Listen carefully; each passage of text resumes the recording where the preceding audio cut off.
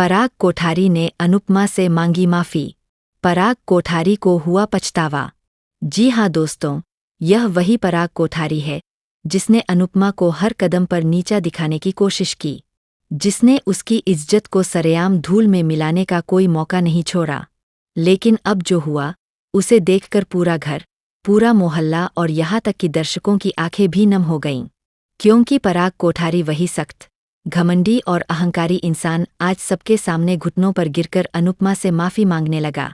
दृश्य बेहद भावुक था। शादी के घर में शोर शराबा, रस्में और मेहमानों की भीड़ अचानक ठहर सी गई।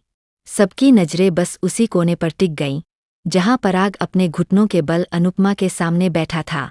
उसकी आंखों से आंसू रुक ही नहीं रहे थे और शायद यही पहली बार था जब इस आदमी ने अपने दिल का बोझ हल्का करने के लिए खुलकर रोना स्वीकार किया था।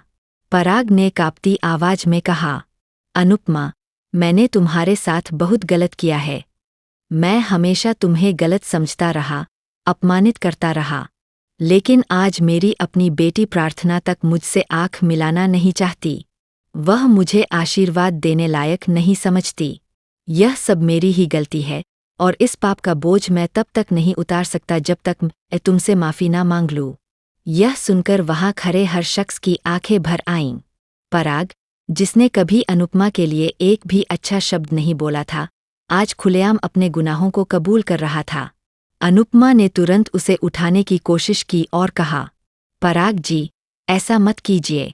आप इस तरह मेरे सामने झुककर खुद को और छोटा मत कीजिए। इंसान से गलती होती है और गलती का एहसास होना ही सबसे बड़ी बात है। लेकिन पराग ने सिर हिलाते हुए जवाब दिया, नहीं अनुपमा, यह मेरा प्रायश्चित है।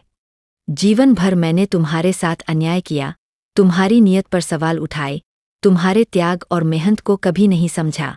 आज मुझे महसूस हो रहा है कि मैंने केवल तुम्हें ही नहीं बल्कि इस परिवार को भी खो दिया।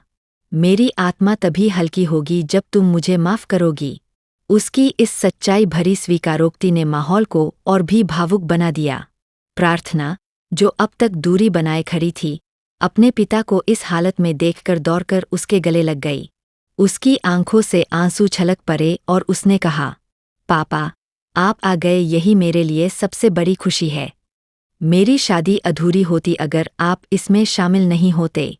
पराग ने बेटी का हाथ थामते हुए कहा, बेटी, मैं बहुत बड़ा गुनहगार हूँ, लेकिन आज से अपनी हर गलती को सुधारने की कोशिश करूँगा। इस पूरे दृश्य को देखकर राही भी भीतर से टूटने लगी। उसे एहसास हुआ कि उसने भी अपनी माँ अनुपमा के साथ कितनी बदतमीजी की है।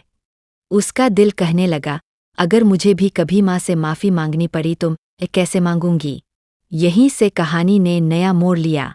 पराग ने सबके सामने ऐलान किया, आज से इस घर में कोई भी अनुपमा जी का अपमान नहीं करेगा।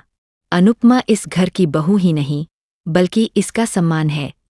जो भी इन्हें चोट पहुंचाएगा, वह मुझसे टकराएगा।